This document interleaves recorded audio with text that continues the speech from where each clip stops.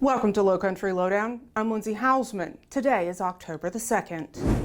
Tracking the tropics and recapping Hurricane Helene. We started to feel her impacts on Wednesday. Then Thursday morning, reports of tornadoes across our area. The National Weather Service confirmed 3 tornadoes associated with Helene touched down here in Beaufort County. These tornadoes were on Defusky Island, Palmetto Bluff, and Gardens Corner, all EF zeros. As the day progressed into night, additional tornado warnings were issued for various parts of our county, and then the damage started as the result of the high wind gusts. Between 2 in the morning on Friday and midnight heading into Saturday, our communications center received more than 2,700 calls. 378 of those calls were storm related, whether it be for downed trees or power lines, etc. Days later, cleanup is still underway. The Sands Beach parking lot is now open to the public. However, beach access, the boat ramp, and the boardwalk remain closed until further notice. You can see here portions of the Henry Robinson Boardwalk were literally washed away following Helene.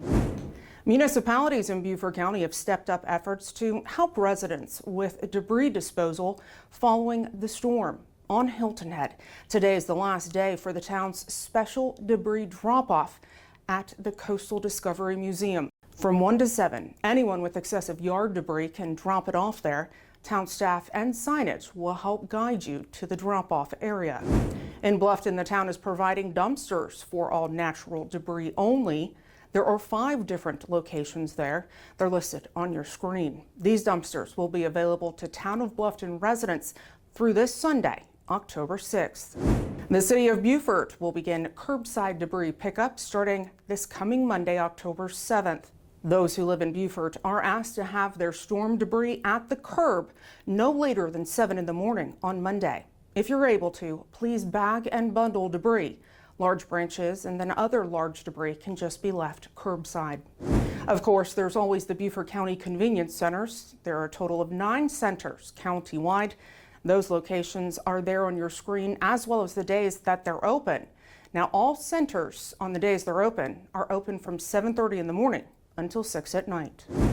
Heads up, Beaufort County's Mosquito Control helicopter is flying this week, conducting assessments of areas impacted by Helene. Larvicide will be applied to any necessary areas. The product used is small granules that, when applied to standing water, controls mosquito larvae. The county says it's environmentally safe. And here are some reminders for folks following Helene.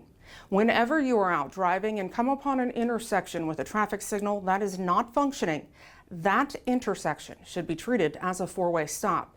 Of course, you should always use extra caution in an intersection such as that, as well as be on the lookout for other drivers. Burton Fire District issues a reminder and warning for those who use generators during power outages. This is after crews responded to 2 separate calls where carbon monoxide alarms had gone off. Whenever using a generator, make sure it is at least 20 feet from your home and make sure the exhausts are pointing away from your home. Never use a generator in a closed garage and allow generators to cool before refueling, and make sure to do so outdoors. Most importantly, make sure to have carbon monoxide alarms inside your home.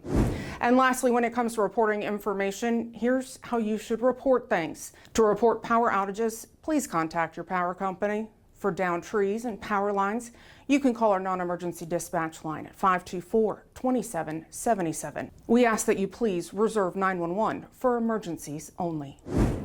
Since the start of the Atlantic hurricane season, we've seen 11 named storms, 5 tropical storms, 4 hurricanes, and then 2 major hurricanes. The National Hurricane Center says this season's activity is running near the long-term average, and that was from 1991 through 2020. Meantime, this is a look at what the National Hurricane Center is currently monitoring. At this time, Hurricane Kirk doesn't pose a risk as it's forecasted to take a turn to the north. It's the other 2 areas that we need to keep an eye on. Forecasters say the area in red to the right of Kirk is expected to form into a tropical depression in the next day or 2.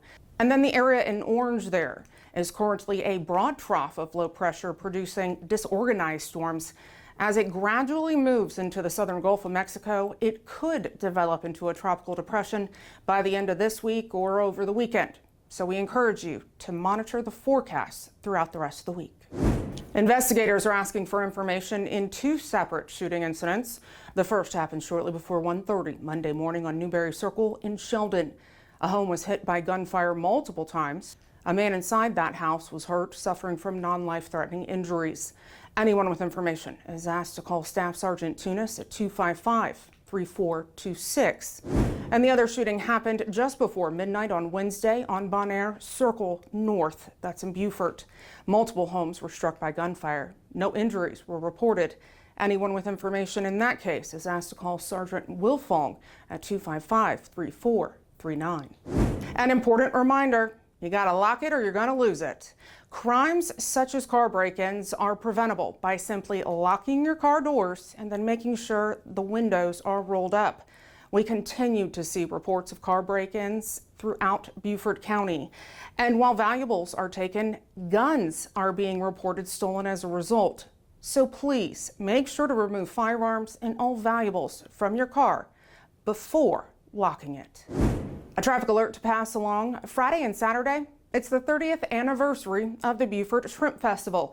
You're asked to use extra caution when in the downtown Beaufort area, specifically on Saturday morning.